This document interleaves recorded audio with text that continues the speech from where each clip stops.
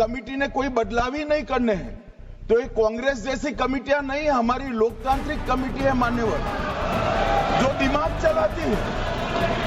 कांग्रेस के जमाने में कमेटियां होती थी जो थप्पा लगाती थी। हमारी कमेटी चर्चा करती है, चर्चा के आधार पर विचार करती है और परिवर्तन करती है। अगर परिवर्तन को स्वीकार ही नहीं करना है तो कमेटी काहे को लिए है भाई?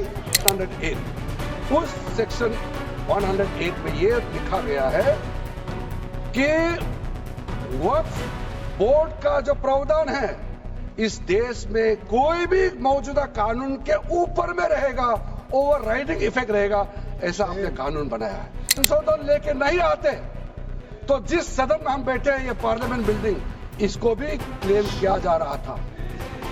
एयरपोर्ट, बसंत विहार, और अगर नरेंद्र मोदी जी का सरकार नहीं आते, अगर यूपीए का सरकार कंटिन्यू रहता तो क्या क्या बिल्डिंग को नोटिफाई किया जाना था। कॉन्स्टिट्यूशन को नहीं मानते सर। किसी मस्जिद का मैनेजमेंट को हम हस्तक्षेप करने का कोई इसमें प्रावधान नहीं लिया जा रहा है।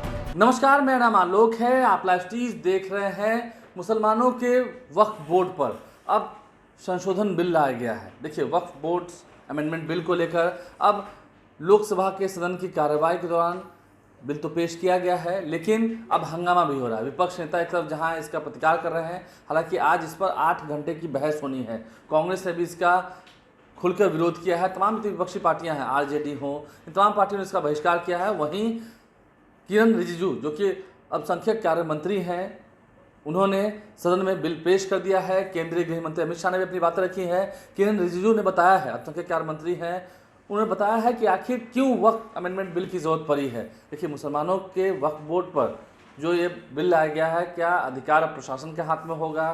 हाई कोर्ट तक भी जा सकते हैं। ट्रिब्यूनल कोर्ट में सिर्फ फैसला नहीं होगा, उसके बाद सिविल कोर्ट, हाई कोर्ट तक भी जा सकते हैं लोग अपील करने के लिए। और क्यों ऐसी जरूरत पड़ी? लोग तो संसद भवन की ज़मीन पर भी अब अपना हक मांग रहे थे। किरण रिजिजू पूरी बात बता रहे हैं सदन के भीतर क्यों लाना पड़ा है ये बिल। वहीं जेडीयू पार्टी, जो कि नीतीश कुमार की पार्टी है, उसने भी इस बिल का समर्थन किया है, क्योंकि इस बिल में कई सारे संशोधन किए गए हैं। अब क्या संशोधन किए गए हैं, अल्पसंख्यक कार्य मंत्री किरण रिजिजू क्या बता रहे हैं सदन के भीतर, वो आपको सुनवाते हैं। वक्फ संशोधन विधेयक 2025 संयुक्त समिति द्वारा यथा प्रतिवेदित और मुसलमान वक्फ निरसन विधेयक 2024 माननीय मंत्री किरण रिजिजू जी, माननीय गृह मंत्री जी बोलेंगे। माननीय सदस्य ने जो पॉइंट ऑफ ऑर्डर उठाया है, मैं इसके हार्द को सदन के सामने रखना चाहता हूं। भारत सरकार की कैबिनेट ने इस बारे में एक बिल अप्रूव कर सदन के सामने रखा।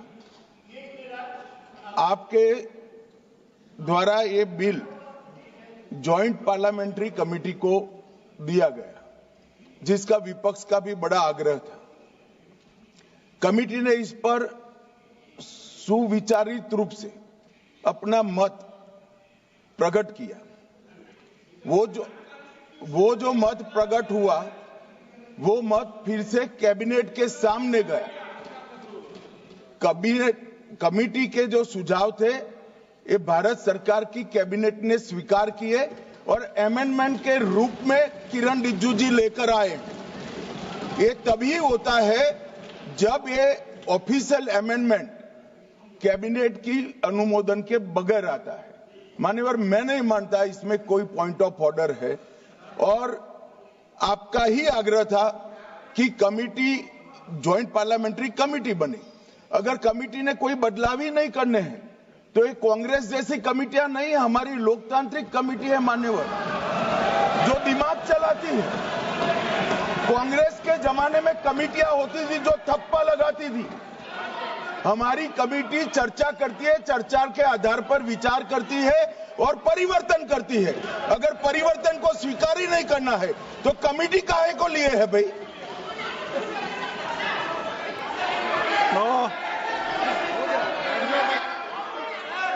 Honorable Speaker, sir, I rise to move the motion for consideration of the Waqf Amendment Bill 2025 and Mussalman Waqf Repeal Bill 2024. अध्यक्ष महोदय जी, आपने जो रूलिंग दिया है, जेपीसी के बारे में जिक्र किया है, उसी के साथ साथ जुड़ते हुए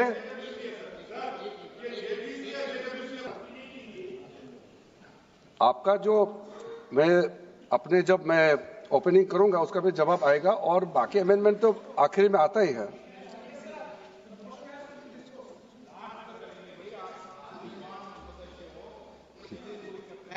चलिए माननीय मंत्री जी।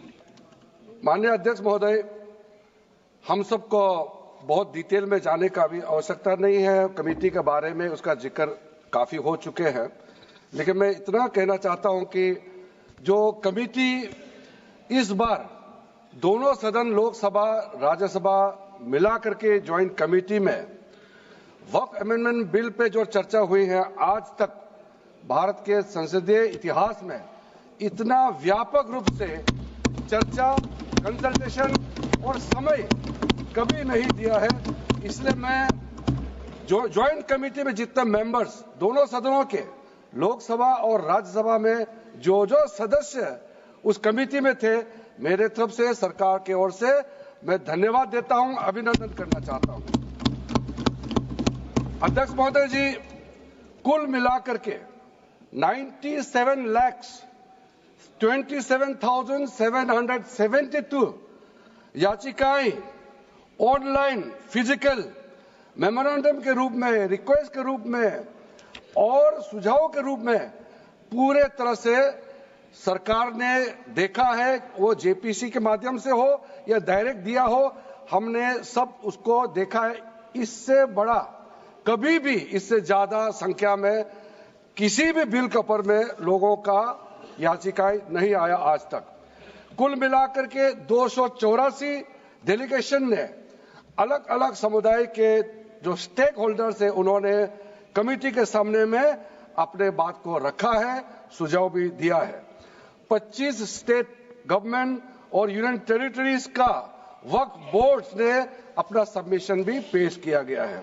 इसके अतिरिक्त कई लीगल लुमिनरीज, विद्वान लोग हैं हमारे समाज में, कम्युनिटी लीडर्स हैं, अलग अलग धार्मिक संस्थाओं का प्रतिनिधि, charitable organisation, civil society, academicians, researchers, policy makers, सब ने इस कमेटी के सामने में पेशकश किया है।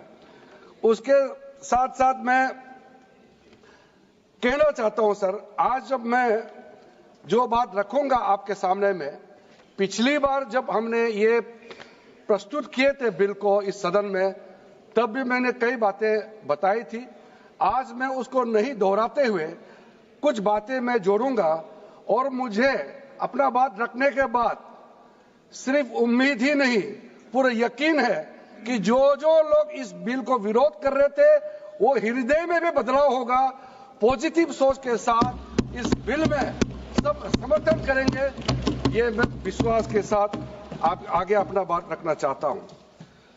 क्योंकि मैं पॉजिटिव नोट से बात रखना चाहता हूं, तो इसलिए एक मेरे जो मन की बात है मैं कहना चाहता हूं, तो इससे अच्छा संदेश जाए। किसी के बात कोई, अध्यक्ष महोदय, किसी की बात कोई बदगुमान ना समझे, इस जमीन का दर्द कभी आसमान ना समझेगा। ये मैं दिल से कह रहा हूं, क्योंकि अच्छा सोच के साथ, बड़ा दिल के साथ, खुले मन से मैं ये प्रस्ताव आपके सामने में पेश कर रहा हूं। सर, कई लोगों ने अपने अपने तरीके से बातें रखी हैं। किसी ने कहा ये प्रावधान अनकॉन्स्टिट्यूशनल है, गैर संवैधानिक है। किसी ने कहा ये इलीगल है, अनलॉफुल है। सर, ये बिल जो हम लोग जिक्र कर रहे हैं कोई नया विषय नहीं है। आजादी से पहले ये बिल, जब पहली बार मुसलमान वक्फ वैलिडेटिंग एक्ट पास किया गया था 1913 में, तब से इसका इतिहास शुरू होता है। उससे पहले प्रिवी काउंसिल ने 1894 में इनवैलिडेट किया था वक्फ अल औलाद को। बाद में उसका प्रॉपर लीगल फॉर्म में 1913 के बाद फिर 1923 में द मुसलमान वक्फ एक्ट लाया गया था, जिसमें अकाउंटिंग और ट्रांसपेरेंसी के बारे में ये जोर उसको देते हुए ये एक्ट पास किया गया था। उसके बाद 1930 में द मुसलमान वक्फ वैलिडेटिंग एक्ट लाया गया है, जो रीइंफोर्स करता है legal validity of the family waqf. परिवार में जो वक्फ होता है उसको जोड़ देते हुए ये बिल लाया गया है। उसके बाद आजादी के बाद 1954 में 1954 में वक्फ एक्ट पहली बार आजाद भारत का एक्ट बनी और उस समय स्टेट वक्फ बोर्ड का भी प्रावधान उसी 1954 एक्ट में प्रावधान किया गया था। उस समय से लेकर के कई संशोधन के साथ में 1995 में व्यापक रूप से ये वक्फ एक्ट बनी है। तो उस समय किसी ने नहीं कहा कि ये एक्ट अनकॉन्स्टिट्यूशनल है, किसी ने नहीं कहा उस समय ये अनलॉफुल है। आज जब हम उसी बिल को सुधार के ला रहे हैं तब आपको ये अनकॉन्स्टिट्यूशनल अनलॉफुल का ये शब्द इस्तेमाल करने का आपको ये नौबत कैसे आया, ये सोच क्यों आया? अगर आप सच्चे दिल से सोचते और मन साफ होते तो आप तर्क पे जाते। इस संशोधन बिल में जो जो तर्क है आप उसमें बात कीजिए, आप उसको छोड़ के जो कोई लेना देना नहीं है बिल में उसका बात आप लेकर के लोगों को गुमराह करने का बरगलाने का काम जो किया है उसको मैं शुरू में साफ करना चाहता हूं। अध्यक्ष महोदय जी, 1995 में ट्राइब्यूनल का पहला व्यवस्था किया गया है ताकि वक्फ बोर्ड का कोई भी निर्णय किसी को अगर पसंद नहीं है या उसको चैलेंज करना चाहता है तो वक्फ ट्राइब्यूनल वहां आप जा सकते हैं। उसका प्रावधान पहली बार हुए हैं और उस समय यह भी फैसला हुआ कि 5 लाख से ज्यादा आमदनी किसी वक्फ प्रॉपर्टी में है उसके लिए सरकार एग्जीक्यूटिव ऑफिसर्स अपॉइंट किया जाएगा। ये भी 1995 में शुरुआत की है। अध्यक्ष महोदय जी, ये आज एक ट्रिगर पॉइंट क्यों हुआ है? ये अमेंडमेंट बिल लाने का आवश्यकता सबसे ज्यादा शुरुआत कहां से हुई? मैं संक्षेप में बताना चाहता हूं। 2013 में 2014 में हम सब चुनाव में गए और चुनाव में जाने से पहले 2013 में कुछ कदम ऐसे उठाए गए हैं जो आप सुन करके आप सदस्य के रूप में भी और इस देश का नागरिक होने के कारण आपके दिमाग में यह बात जरूर सवाल उठेगा कि ऐसा कदम क्यों उठाया गया है। सर, 2013 में पहला यह बदलाव हुआ कि इस देश में कोई भी आदमी, कोई भी इंसान, चाहे वो हिंदू हो, मुसलमान हो, सिख हो, ईसाई हो, पारसी हो, बौद्ध हो, जैन हो, वक्फ क्रिएट कर सकता है। सबको मालूम है वक्फ एक मुसलमान का अल्लाह के प्रति अपना एक उसका एक पायस चैरिटेबल रिलीजियस पर्पस के लिए वक्फ क्रिएट किया जाता है, लेकिन उसमें डाइल्यूशन करके 2013 में कोई भी वक्फ क्रिएट कर सकता है। यह प्रावधान सबसे पहले उस समय की यूपीए सरकार ने किया है। दूसरा, आपने सारा वक्फ को स्पेसिफिक कर दिया कि शिया बोर्ड में शिया ही रहेंगे, सुन्नी बोर्ड में सिर्फ सुन्नी ही रहेंगे और कोई भी बोर्ड हो सिर्फ उनके लोग ही रहेंगे, बाकी कोई उसमें आ नहीं सकता है। ऐसा आपने प्रावधान किया। तीसरा, 2008, सर आप शांति से सुनने के बाद आप जो भी पूछेंगे हमारा रिप्लाई तो आएंगे ही। सर, डिबेट का आखिरी में है, मेरा फिर से रिप्लाई होगा।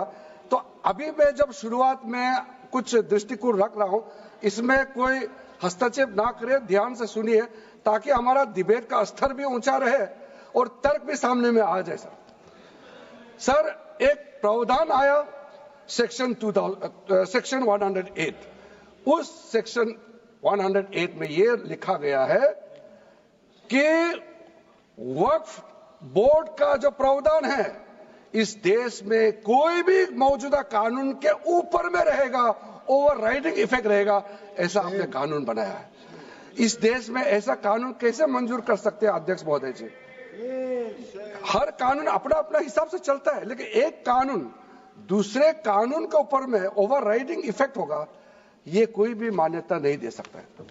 उसके बाद सर, मैं कुछ प्रोपोगेंडा साथ में जुड़े हुए हैं। उससे पहले जो 2013 में मुझे भी बहुत ताज्जुब हुआ कि ये पास कैसे जबरदस्ती करवाया है। 2013 में वक्फ पे यूजर जो आपने प्रावधान डाला, उसके बाद 1970 से केस चल रहा था दिल्ली के अंदर में। दिल्ली के अंदर में हमारा सीजीओ कॉम्प्लेक्स है, पार्लियामेंट बिल्डिंग है, कई प्रॉपर्टीज है, और इसको वक्फ बोर्ड, दिल्ली वक्फ बोर्ड ने क्लेम किया कि ये वक्फ प्रॉपर्टीज है। उसके बाद ये केस चल रहा था अदालत में। उस समय यूपीए सरकार ने पूरा सारा जमीन को डी नोटिफाई करके वक्फ बोर्ड को दे दिया। 123 प्रॉपर्टी। अगर आज हम ये संशोधन लेके नहीं आते तो जिस सदन में हम बैठे हैं, ये पार्लियामेंट बिल्डिंग, इसको भी क्लेम किया जा रहा था। एयरपोर्ट, बसंत विहार, और अगर नरेंद्र मोदी जी का सरकार नहीं आते, अगर यूपीए का सरकार कंटिन्यू रहता, तो क्या क्या बिल्डिंग को डी नोटिफाई किया जाना था। 123 प्रॉपर्टी को तो डी नोटिफाई किया। मैं रिकॉर्ड में कह रहा हूं, अपने मन से कुछ नहीं कह रहा हूं, मैं ऑफिशियल रिकॉर्ड का बात बता रहा हूं। अध्यक्ष महोदय, आप काहे को उछल रहे हो? मैं अपने से थोड़ी बोल रहा हूं, जो हकीकत बात को बता रहा हूं। आप आराम से बैठ के सुनिए। आपके दल को और आपको सबको बोलने का मौका मिलेगा। माननीय मंत्री जी,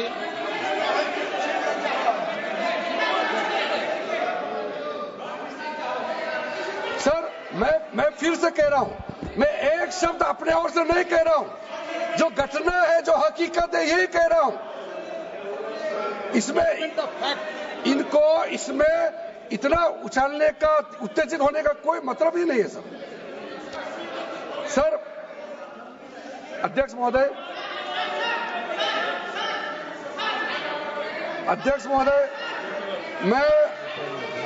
मैं आपके माध्यम से सदन को कहना चाहता हूं कि जो संवैधानिक बात उठा करके लोगों को गुमराह करने का जो प्रयास किया जा रहा है, उसको भी देश के सामने में सही बात रखना बहुत ही जरूरी है। एक बात बार बार इन लोगों ने कहा गया है कि ये जो वक्फ अमेंडमेंट बिल है, ये आर्टिकल 25, आर्टिकल 26, आर्टिकल 30 का उल्लंघन करता है करके इन्होंने इल्जाम लगाया। मैं पढ़ चुका हूं, आप पढ़ लो। कभी भी डिबेट के बीच में पॉइंट ऑफ ऑर्डर नहीं होता है। व्यवस्था दे दी है, पठवाना कभी। माननीय मंत्री जी बोलिए। अध्यक्ष महोदय, दूसरा विषय इन्होंने समानता का बात उठाया। आर्टिकल 14 का इक्वालिटी को लेकर के उन्होंने सवाल उठाया, उसका भी मैं जवाब देना चाहता हूं। अध्यक्ष महोदय, ये कोई तरीका नहीं है। माननीय अध्यक्ष की व्यवस्था अंतिम व्यवस्था होती है। बोलिए मंत्री जी, आप बोलते जाओ। अध्यक्ष महोदय, क्योंकि मेरा कान खुला हुआ है तो ये डिस्टर्ब हो रहा है मुझे। मैं अभी ये पैन की बात करता हूं। अध्यक्ष महोदय, ये वक्फ बोर्ड का जो काम है, ये बेसिकली वक्फ प्रॉपर्टी को जो संभालने वाले मुतावली और जो वक्फ प्रॉपर्टी को व्यवस्था करते हैं, उसको संचालित करने के लिए ये गवर्नेंस का, सुपरविजन का एक प्रावधान है। किसी भी तरीके से वक्फ बोर्ड वक्फ प्रॉपर्टी को मैनेज नहीं करता है। वक्फ बोर्ड वक्फ प्रॉपर्टी मैनेजमेंट में हस्तक्षेप नहीं करता है। आप साफ साफ सुन लीजिए, अगर इसके पास तर्क नहीं है तो इस तरह यहां डिस्टर्ब करके बहस का स्तर को गिराने से कोई फायदा नहीं है सर। ये कोई तरीका नहीं है सर। बोलते जाओ सर। वक्फ बोर्ड का क्रिएट करना, एक जो वाकिफ होता है, जो अपना विलिंगली वक्फ क्रिएट करता मैंने है। व्यवस्था दे दी है। आप जब समय हो तो बोले नो, प्लीज बैठिए। ये तरीका ठीक नहीं है आपका। बैठिए आप। नो। बैठिए माननीय मंत्री जी। सूची है 2013 की प्रॉपर्टी हाँ है मैं लाता निकाल बताना कहते भी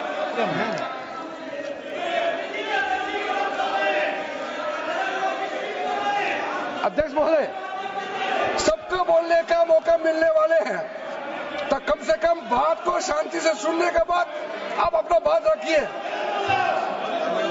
ये कोई तरीका नहीं होता है सर।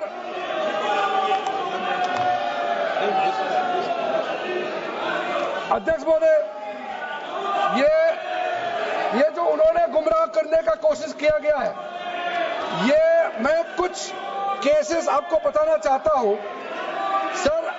आप देखिए आर्टिकल 25(1) क्या कहता है, संविधान का अनुच्छेद आर्टिकल 25(1) कहता है, subject to public order, morality and health and to the other provisions of this part, all the persons are equally entitled to freedom of conscience and the right freely to profess, practice and propagate religion. Sir, government किसी भी धार्मिक व्यवस्था को, किसी भी religious institution, कोई धार्मिक काम में हस्तक्षेप करने नहीं जा रहा है, ना ही वक्फ बोर्ड किसी धार्मिक स्थल की व्यवस्था में कोई भी तरीके से हाथ डालने का प्रावधान है, बिल्कुल नहीं है सर। आप अगर हम कोई नमाज, सर ये क्या झूठ बोल रहे हैं, ये कॉन्स्टिट्यूशन, हम कॉन्स्टिट्यूशन का प्रावधान पढ़ रहे हैं फिर भी झूठ बोल रहे हैं, ये कॉन्स्टिट्यूशन को नहीं मानते हैं सर। किसी मस्जिद का मैनेजमेंट को हम हस्तक्षेप करने का कोई इसमें प्रावधान नहीं लिया जा रहा है। एक मिनट। तो वक्फ अमेंडमेंट बिल को लेकर जहां एक तरफ हंगामा मचा हुआ है, वहीं किरण रिजिजू सदन के भीतर क्या कर रहे हैं हमने आपको सुनवाया है। कैसा हंगामा हुआ है, केंद्रीय गृह मंत्री अमित शाह ने क्या कहा है खड़े होकर, आपने सुना है। हमारे चैनल को सब्सक्राइब कर लें, साथ साथ फेसबुक पेज भी लाइक करें। धन्यवाद।